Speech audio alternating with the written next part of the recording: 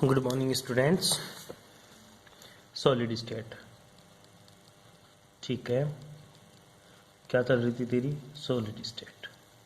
Solid state में कल अपने बातें करी थी, थोड़ी सी डेफिनेशन वगैरह, क्रिस्टलाइन सॉलिड और एमोरफस की, क्रिस्टलीय और क्रिस्टलीय, ठीक है। अपनी बातें चल रही थी difference between crystalline solid and amorphous solid, ठीक है।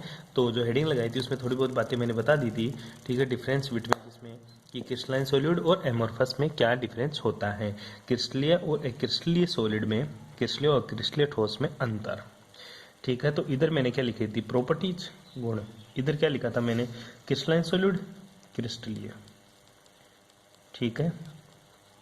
इधर क्या लिखा था मैंने? क्रिस्टलीय, एमोरफस, ठीक है। फिर मैंने लाइन खींच दी थी। प्रॉपर्टीज कौन कौन सी थी? जो पहली प्रॉपर्टीज की बात करी थी वो अपन इसके नेचर की बात करी थी। किसकी बात करी थी? नेचर की, मतलब गुण की, ठीक है। गुण में जो बात करी थी अपन ने नेचर में, वो बोला था मैंने कि जो ये क्रिस्टली सॉलिड होते हैं ये क्या होते हैं? रियल सॉलिड होते हैं। क्या होते हैं? रियल। और ये क्या होते हैं? ये सूडो होते हैं, ठीक है, सूडो सॉलिड। ये बातें करी थी, ठीक है, प्रॉपर्टीज में। दूसरी जो इसकी प्रॉपर्टीज की बात करी थी वो बात करी थी अपने ज्यामिति, ठीक है। मतलब इसकी जो ज्योमेट्री होती है, ज्योमेट्री इसकी क्या होती है? फिक्स होती है, ठीक है। लेकिन इसकी फिक्स नहीं होती, ठीक है। मतलब क्या होती है इसकी? अनिश्चित होती है। ये तो निश्चित होती है, निश्चित होती है। तीसरी जो प्रॉपर्टीज की बात करती है वो मेल्टिंग पॉइंट, मतलब गलनांक, ठीक है जी। गलनांक, गलनांक में मैंने बताया इसका जो गलनांक होता है वो तो क्या होता है? फिक्स होता है। मतलब एक पर्टिकुलर टेम्परेचर के ऊपर ही तेरा क्रिस्टल क्या होगा? पिघल जाएगा, ठीक है। लेकिन इसका फिक्स नहीं होता। मतलब क्या होता है? अनिश्चित होता है। ये किस में चलता है? Range in temperature, range in temperature, ठीक है। मतलब ताप की प्रास में काम करता है। चौथी जो प्रॉपर्टीज मैंने बताई थी, ठीक है, इसमें व्यवस्था, ठीक है, अरेंजमेंट ऑफ मॉलिक्यूल्स, ठीक है। जो मॉलिक्यूल्स की जो अरेंजमेंट होती है इसमें कहती है अरेंजमेंट, मतलब व्यवस्था, ठीक है। किसकी? कणों की, कणों की, अवयवी कणों की व्यवस्था। इसमें क्या होती है? जो अरेंजमेंट होता है ना वो क्या होता है? बिल्कुल एक फिक्स अरेंजमेंट होता है, ठीक है। जो फिक्स अरेंजमेंट होता है वो कैसा होता है? दीर्घ प्रासरी, दीर्घ प्रासी, दीर्घ प्रासी व्यवस्था, ठीक है। इसमें क्या होती है? लघु प्रासी व्यवस्था, ठीक है। दीर्घ प्रासी व्यवस्था को इंग्लिश में क्या बोलेंगे? लॉन्ग रेंज ऑर्डर, ठीक है। लॉन्ग रेंज ऑर्डर, इसको क्या बोलेंगे? Short range order. मतलब लॉन्ग रेंज ऑर्डर का मतलब होता है गुरुजी इसमें मॉलिक्यूल्स होते हैं ना फिक्स अरेंजमेंट में होते हैं, ऐसे, ठीक है। समझ ले एक बार लॉन्ग रेंज ऑर्डर क्या होता है, फिर ढंग से बताऊंगा तेरे को। ये जो अरेंजमेंट होता है ना ये चलता ही रहता है।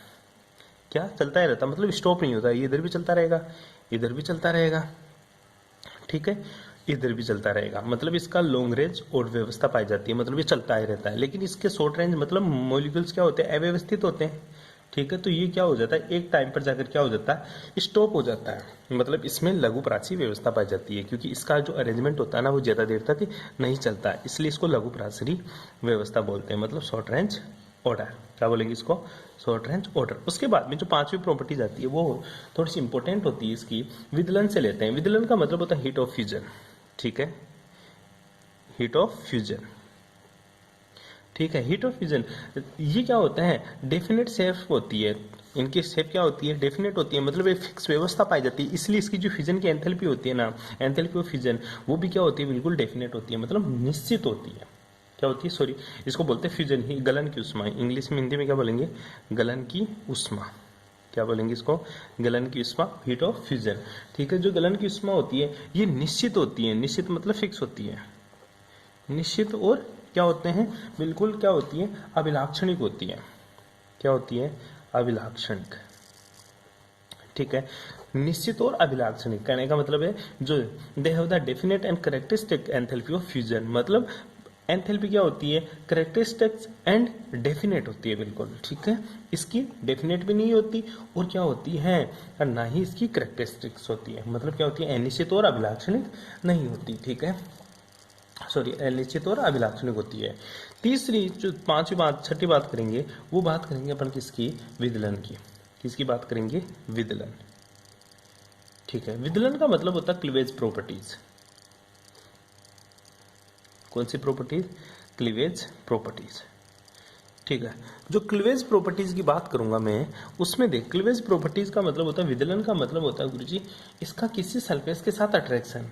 ठीक है, मतलब जब जो क्रिस्टल होते हैं ना, विदलन, विदलन मतलब तोड़ना, क्लीवेज मतलब काटना, क्लीवेज मतलब तोड़ना। जब मैं क्रिस्टल को तोड़ूंगा, ठीक है, जैसे ये क्रिस्टल है, इसको मैंने बीच से तोड़ दिया, ठीक है, मतलब जो क्रिस्टलाइन सॉलिड है इसको मैं तोड़ दूंगा ना बीच से, तो कैसा क्रिस्टल बनेगा गुरुजी, ऐसा बन जाएगा, ये इस तरफ हो जाएगा और ये क्रिस्टल मेरा इस तरफ हो जाएगा। तो भी इसकी जो सरफेस होगी ना वो बिल्कुल क्या रहेगी, स्मूथ रहेगी। इसकी जो सरफेस क्या रहेगी, स्मूथ रहेगी। स्मूथ मतलब बिल्कुल चिकनी सरफेस रहेगी इसकी। लेकिन होता क्या है, जब तू एक क्रिस्टल मतलब एमोर्फस को तोड़ता है, ठीक है, तो जो इसकी सरफेस होती है ना वो क्या होती है, इरेगुलर सरफेस होती है। कौन सी, इरेगुलर सरफेस होती है, मतलब इसकी खुरदरी सरफेस बनती है, ठीक है, और इसकी क्या होती है, चिकनी। कहने का एग्जाम्पल बता दे, जैसे अपन किसको तोड़े, कोई क्रिस्टल ले ले। क्रिस्टल का मतलब जैसे तूने क्या लिया, पेंसिल लिया, पेंसिल तेरी क्या होती है, क्रिस्टल होती है। अगर तू पेंसिल को तोड़ेगा तो पेंसिल क्या होती है, चिकनी चिकनी होती है, बिल्कुल स्मूथ होती है। उसके हर एक पार्टिकल को तोड़, वो चिकना और स्मूथ होगा। इसी प्रकार तू रबर को तोड़, वो बिल्कुल खुरदरा सा मिलेगा तेरे को, ठीक है। रबर को जब तोड़ते हैं तो वो खुरदरी खुरदरी सरफेस मिलती है, इसलिए इसका विदलन क्या होता है, ये बिल्कुल क्या होती है सर, ये बिल्कुल क्या होती है, स्पष्ट निर्मित सतह क्या होती है, सपाट और चिकनी होती है, स्मूथ होती है। और ये क्या होती है, सतह खुरदरी होती है, स्पष्ट और खुरदरी होती है। जो सातवां पॉइंट है इसका, वो थोड़ा सा और ठीक ठाक है, वो देख ले। इसकी देशिकता, देशिकता मतलब क्या होती है गुरुजी, देशिकता, ठीक है। देशिकता दो तरह की होती है, पहले नाम याद कर ले। जो क्रिस्टल होते हैं वो मेरे कौन से होते हैं, विषम देशिक होते हैं।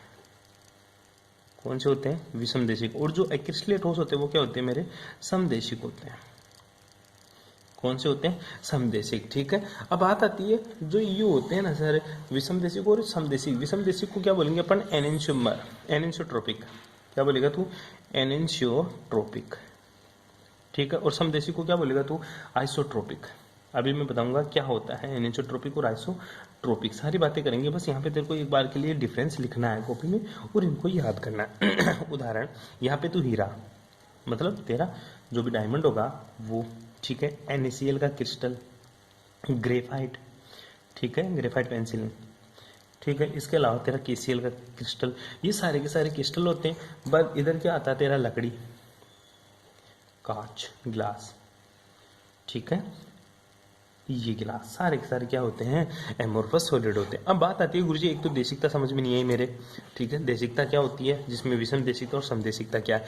दूसरा गुरुजी ये चीजें तो बैठ गई। दूसरा सर मेरे को एक तो दीर्घ पराशरी व्यवस्था और एक लघु पराशरी व्यवस्था, ये चारों चीज अपन अब अच्छे से विस्तार से डिस्कस करते हैं इनके बारे में। तो सबसे पहले हेडिंग लगा ले तू, दीर्घ पराशरी व्यवस्था, लॉन्ग रेंज ऑर्डर।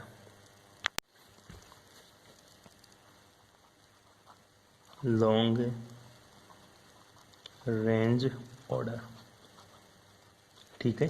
हिंदी में क्या बोलेगा इसको, दीर्घ परासी व्यवस्था, ठीक है। अब देख, दीर्घ परासी व्यवस्था होती क्या, ठीक है।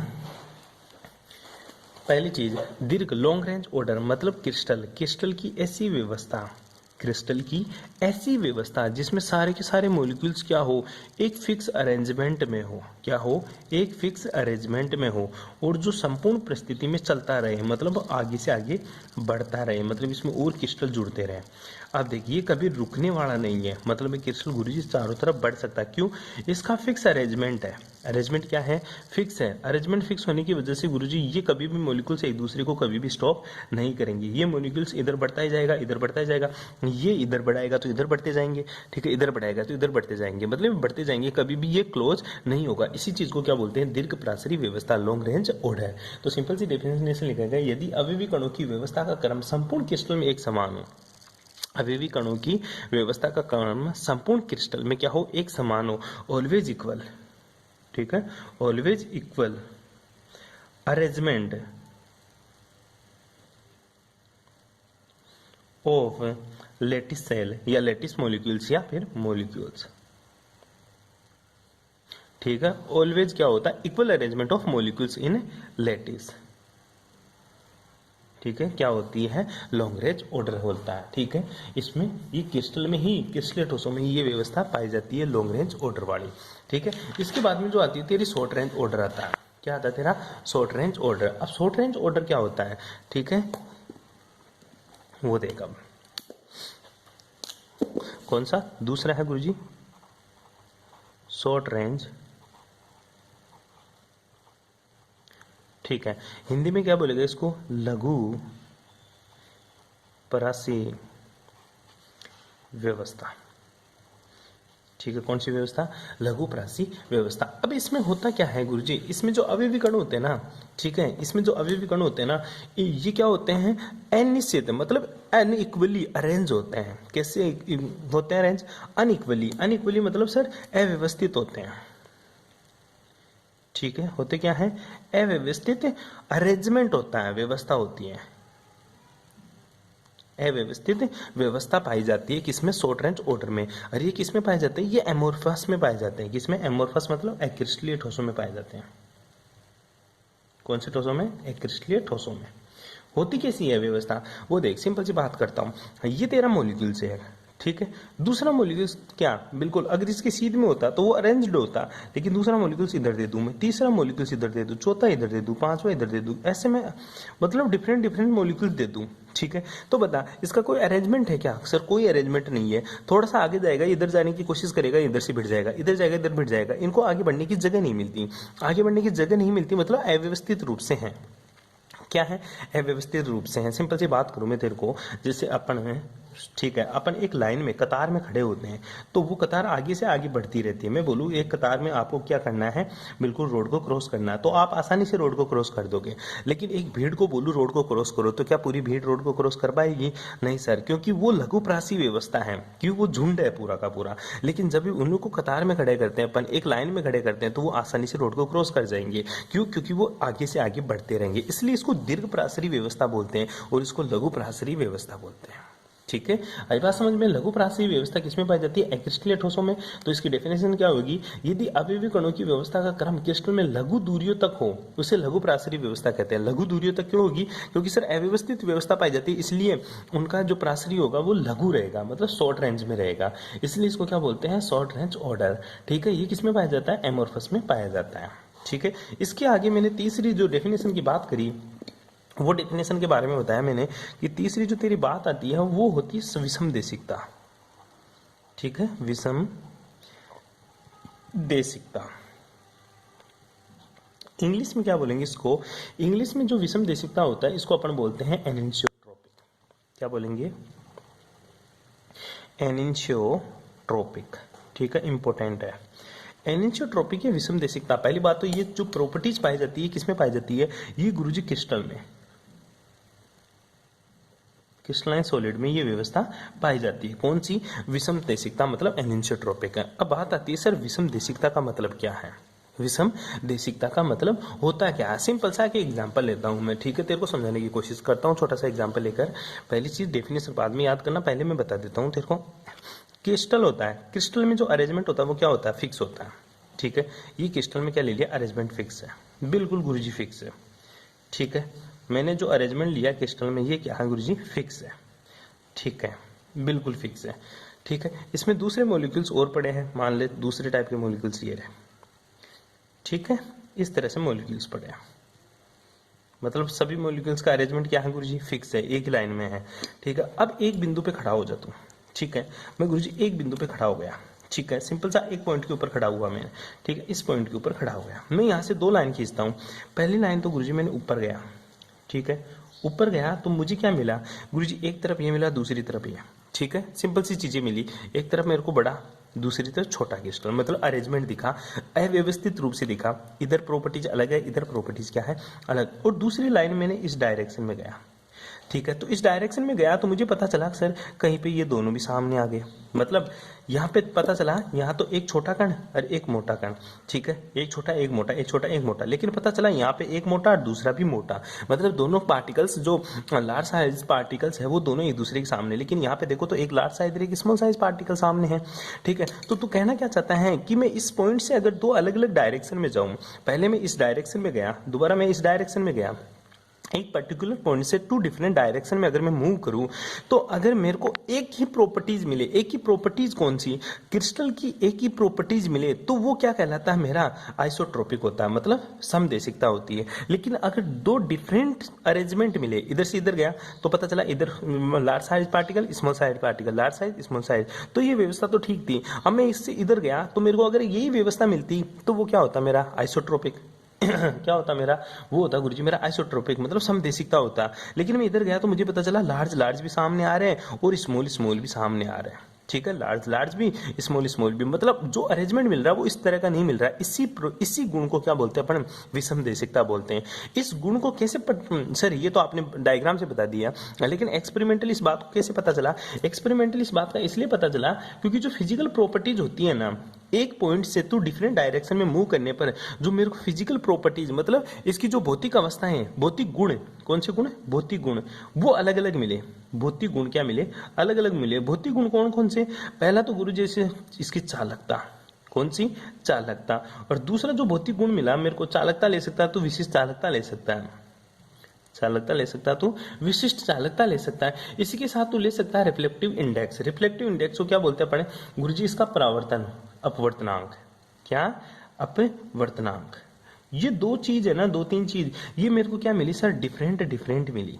क्या मिली, डिफरेंट डिफरेंट। कैसे रे, दोबारा देख, एक ही पॉइंट से, परिभाषा सुन ले, विषमदेशिकता, यदि किसी क्रिस्टल में भौतिक गुण कौन कौन सी, चालकता, विशिष्ट चालकता, अपवर्तनांक, ठीक है, भौतिक गुणों का मान भिन्न भिन्न दिशाओं में जाने पर, भिन्न भिन्न दिशाओं में जाने पर भिन्न भिन्न प्राप्त हो तो इसे विषमदेशिकता कहते हैं हम। यदि किसी क्रिस्टल के भौतिक गुण भिन्न भिन्न दिशाओं में जाने पर, भिन्न भिन्न भौतिक गुण कौन कौन से, चालकता, विशिष्ट चालकता, अपवर्तनांक, ये अगर अलग अलग मिले तो वह ऐसा क्रिस्टल क्या कहलाता है, मेरा विषमदेशिकता कहलाता है। क्या कहलाता है, मेरा विषमदेशिकता कहलाता है, मतलब एनिसोट्रोपिक मिलते हैं। तो इंग्लिश में क्या लिखेगा, crystalline solids are the anisotropic in nature, that is some of the physical properties like the electric resistance, conductivity, conductance, reflective index show different values in particular direction, ठीक है, that is called anisotropic। Simple से बात करेंगे अपन, ठीक है। तो ये तेरा विषमदेशिकता, विषमदेशिकता किसमें पाई जाती है, मतलब एनिसोट्रोपिक किसमें पाई जाती है, क्रिस्टलाइन सॉलिड में मिलती है मेरे को विषमदेशिकता का गुण। इसी प्रकार अपन समदेशिकता की बात करेंगे, ठीक है। चौथी बात करेंगे अपन किसकी, समदेशिकता। हिंदी में क्या बोलेंगे इसको, समदेशिकता। इंग्लिश में क्या बोलेगा इसको, एनिसोट्रोपिक। ये तो एनिसोट्रोपिक, ये आइसोट्रोपिक, ठीक है।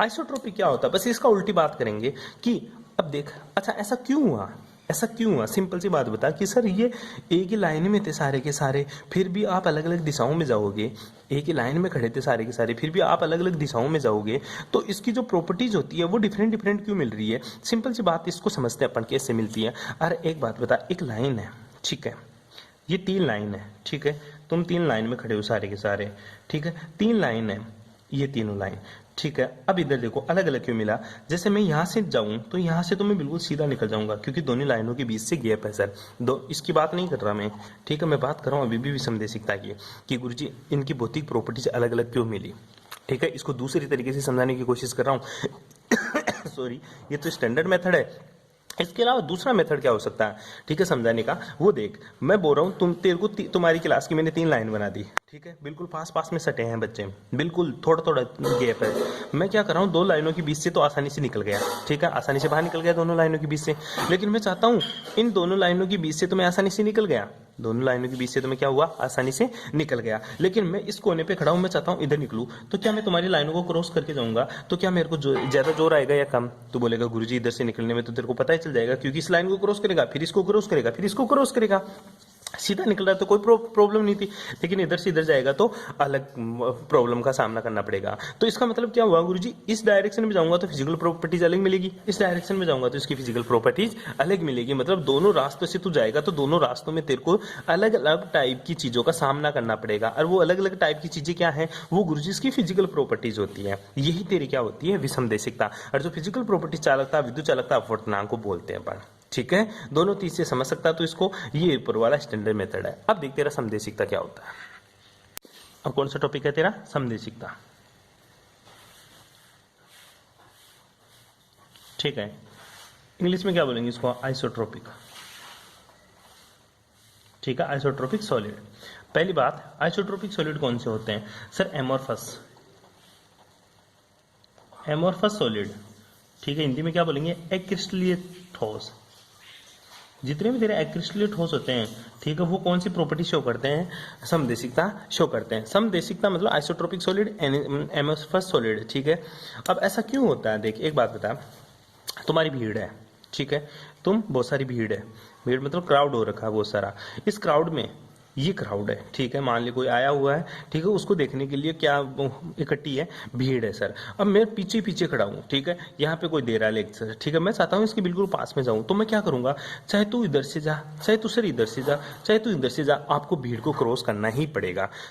किधर से भी जाएगा, तीनों रास्तों में से तीन अलग अलग डायरेक्शन से अगर तू इस यहाँ पे जाएगा तो भी सर तेरे को क्या करना पड़ेगा? सर भीड़ को क्रॉस करना ही पड़ेगा, सेम पोटेंशियल लगाना पड़ेगा। क्या लगाना पड़ेगा तेरे को? सेम पोटेंशियल, मतलब एक फिक्स एनर्जी लगानी पड़ेगी। जितना इधर से जाएगा उतना ही जोर इधर से आएगा, इतना ही जोर इधर से आएगा। इसी चीज को क्या बोलता हूँ मैं? Isotropic solid.